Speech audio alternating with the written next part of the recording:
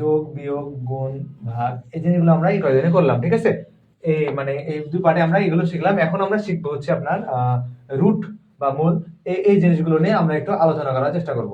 আচ্ছা, এর আগে আমরা যে গুণের জিনিসটা শিখছিলাম যে এক্স গুণ এক্স, এটা ফলাফল আমরা কিভাবে পাইছিলাম বলেন তো? এটা ফলাফল আমরা পাইছিলাম যে এক্স সাথে পাওয়ার একটা ওয়ান আছে, এখানে পাওয়ার একটা ওয়ান আছে, দুটো পাওয়ার যোগ হয়ে যায়, যোগ হলে কত হয়?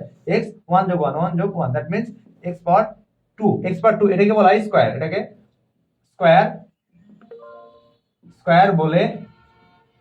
স্কোয়ার বলে পড়তে হয় বা স্কোয়ার বলে পড়া লাগে, ঠিক আছে।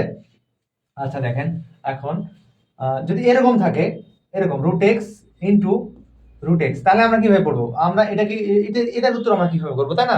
যদি আপনার এটার ভিতরে প্রয়োজন, সমস্যা নেই। আপনাকে একটা জিনিস প্রথমত বলে রাখি, এই ম্যাথটা সলভ করার আগে দেখেন, রুট এটাকে যদি আমরা লিখতে চাই কখনো রুট এক্স বা রুট ওয়াই বা রুট জেড বা যে কোনো কিছু, এই রুটের পরিবর্তে আমরা এটাকে যদি পাওয়ার আকারে লিখতে চাই, তাহলে আমরা এভাবে লিখতে পারি এক্স ওয়ান বাই টু। এই যে এটার পরিবর্তে এটাকে বলা হয় রুট, এটাকে বলা হয় রুট। এটার পরিবর্তে আমরা পাওয়ার ওয়ান বাই টু হিসাবে লিখতে পারি, ঠিক আছে। আচ্ছা, এটা শুধুমাত্র এরকম গেল। এখন যদি আপনাকে এরকম ভাবে কেউ দেয় কিউবিক রুট এক্স, মনে করেন এই যে রুটের কুলে মনে করেন আছে 3, যদি রুটের কুলে 3 থাকে, তাহলে আমরা কিভাবে লিখবো? এটার পরিবর্তে আমরা লিখবো এক্স 1/3। আচ্ছা, আমি আশা করি বোঝাতে পেরেছি। শুধুমাত্র যদি রুট হয়, এটা মানে মনে করতে হবে 2, আর এই যে এটা মানে 3। তার মানে আমরা মূল জিনিসে আসি, মূলভাবে বেসিকটা বোঝানোর চেষ্টা করি। যদি রুটের মধ্যে যদি এক্স, রুটের মধ্যে যদি মনে করেন এ আছে, কুলে যেটা যেটা পারে সেটা থাকে, ধরেন এ বা এন আছে, ধরলাম এন মানে যে কোনো সংখ্যা থাকতে পারে। যদি যে কোনো সংখ্যা থাকে, তাহলে আমরা এভাবে লিখবো এক্স, এটার পরিবর্তে লিখবো আমরা 1/n। আশা করি বোঝাতে পেরেছি। তাহলে দেখেন তো এখানে কি বলা আছে যে x রুটের পরিবর্তে আমরা কি লিখবো বলেন তো? 1/2 গুণ এটার পরিবর্তে কি লিখবো আমরা? x 1/2। এখন দেখেন তো আমরা একটা জিনিস শিখলাম না, যে যদি সমান হয়, যদি এই দুটো যদি সমান হয়, তাহলে আমরা এটাকে একটা লিখে দিয়ে উপরে যে পাওয়ার গুলো হয়, পাওয়ার গুলো আমরা যোগ করে দিতে পারি, তাই কি না? বলেন তো, আসলেই তাই। তাহলে আমরা পাওয়ার গুলো যোগ করে দিই, 1 + 2 + 1 + 2 1/2।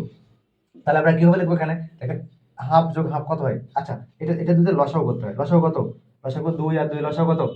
লসাগু 2, তার মানে 2। তাহলে লিখতে হবে 2। 2 লেখার পর এই যে এটা আপাতত ক্লাস 5 এ শিখে আসছেন আপনারা, যে 2 এটার মধ্যে ভাগ যাবে, প্রথমে হতে দিতে হবে ভাগ।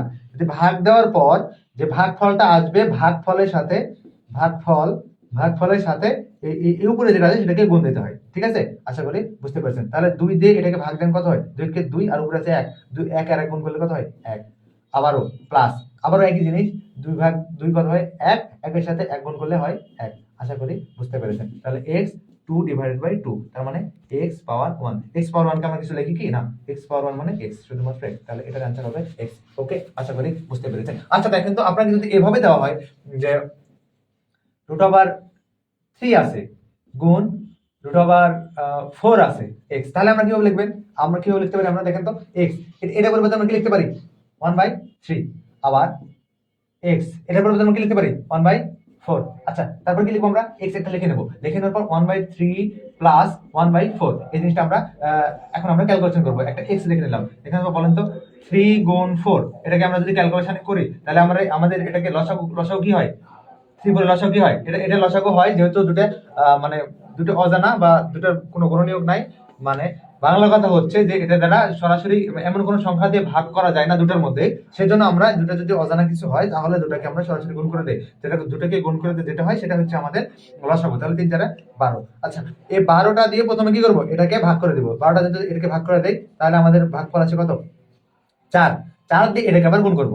4 দিয়ে এটাকে আবার গুণ করব। তাহলে দেখেন, 12 দিয়ে যদি 3 ভাগ করি, তাহলে 3 4 12, 3 দিয়ে যদি 12 ভাগ করি, সরি 3 দিয়ে যদি 12 ভাগ করি, তাহলে 3 4 12, 4 হয়। আর এখানে আসে কত হবে? 3 হবে না? 3 গুণ হবে 1, তাহলে 3। আচ্ছা, আরেকটা শর্টকাট এখানে বোঝানোর চেষ্টা করি, যে যদি অজানা সংখ্যা দুটো হয়ে যায়, 3 আর 4 ধরনের অজানা সংখ্যা, দুটাকে গুণ করে যেহেতু আমাদের লসাগু করতে হচ্ছে, যদি গুণ করে লসাগু করতে হয়, তাহলে যেটা লসাগু লিখে দিব, লসাগু লিখে দেওয়ার পর যে প্রথমটার সাথে যে ক্যালকুলেশন আমরা করব, প্রথমটা 3, 3 এর সাথে 12 যে ক্যালকুলেশন করব, এই 12 ক্যালকুলেশন যদি 3 দিয়ে ভাগ করি, তাহলে এই যে এখানে যে জিনিসটা আছে সেই জিনিসটা এখানে হবে। আবার এটাতে যদি এখানে আবার ওই কাজটা করি, তাহলে এই যে এখানে যে জিনিসটা আছে সেটা আবার এখানে হবে। আশা করি বুঝতে পেরেছেন। আচ্ছা, অত বোঝার দরকার নাই, আপাতত যা শিখাচ্ছেন ততটুকু বুঝেন, তাহলে হবে x ডিভাইডেড বাই নিচে 12 আর 3 4 7, তাহলে x 7/12, এটা হচ্ছে অ্যান্সার।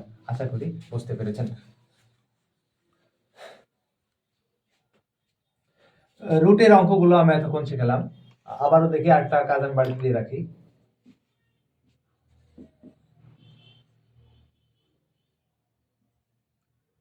এটার উত্তর কত হবে? এটা হচ্ছে হোমওয়ার্ক, আপনারা করে দেখাবেন। ওকে, কয় মিনিট?